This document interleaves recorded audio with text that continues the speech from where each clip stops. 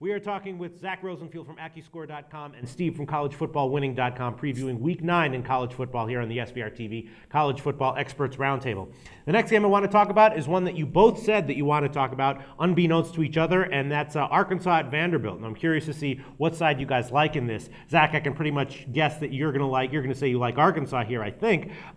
There is a new quarterback for Vanderbilt, Jordan Rodgers, who is Aaron Rodgers' younger brother, and he played pretty well last week, although that was against Army. Arkansas is obviously a different story here. Arkansas didn't get the cover last week. They beat Mississippi by only 5, but they kind of got behind heavily in the first half and then played a lot better in the second half and came back to get the win, but not the cover. I'm not sure what side you guys are going to say you like. We'll start with you, Zach, because I'm going to predict you say you like Arkansas minus 10. Yeah, I'm just going to play Captain Obvious here and go with Arkansas. Last week was a bit of a tough pill to swallow because we felt like we had the pick right, but the result was wrong. I mean, it's really hard to come back when you spot a team 17 points on the road. That being said, Arkansas had a 12-point lead with 5 minutes left to go in the game. Even had a turnover, which got called back on a bizarre play, which probably would have led them to get the dirty cover. Laying 10 points on the road with Vanderbilt. Again, Vanderbilt was able to hang with Georgia, but this is a different team in Arkansas. High-octane offense. We still like what Tyler Wilson is doing. We still like the whole dynamic. We just feel like we got a little bit unlucky last week. Right. Line's 10. We simulate the line at 13 points. And the situations this year where we differ by Vegas by anywhere from 2.5 to 4 points, we're 55%. Again, that's not an overwhelming number. This is one where we have just enough statistical information to support what we feel we have with the winner with the eye test. Steve, what's your take on this line? Do you agree with Zach?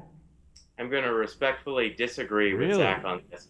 I think just like we were talking about last week when I said classic sort of square bettor's trap, when I talked about Arkansas going to Ole Miss, I think this is another great version of that. Vanderbilt is 5-2 against the spread this year, but most notably they are 5-0 at home.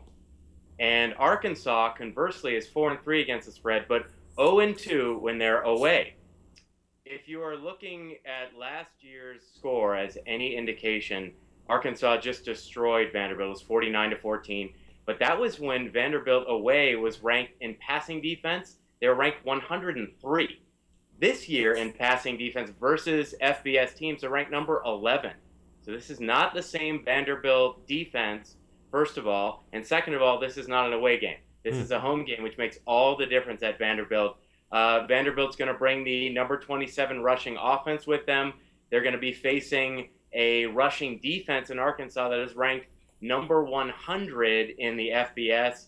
If you can get those 10.5 points at home for Vanderbilt, take them. Zach, what do you have to say about his critique of Arkansas's rush defense? Do you think it's really that bad, or do you think that's a misleading ranking? I think that he makes a lot of really good points to counteract the other side.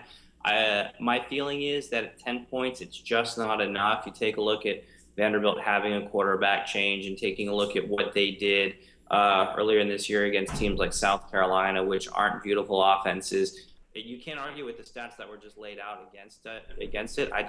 Based on what we see, it's not enough points. You're getting 3 free points against the line, against with our simulation line against what you're going to see in Vegas, and we have profitable trends there. So to me, it marries our statistics with our eye test.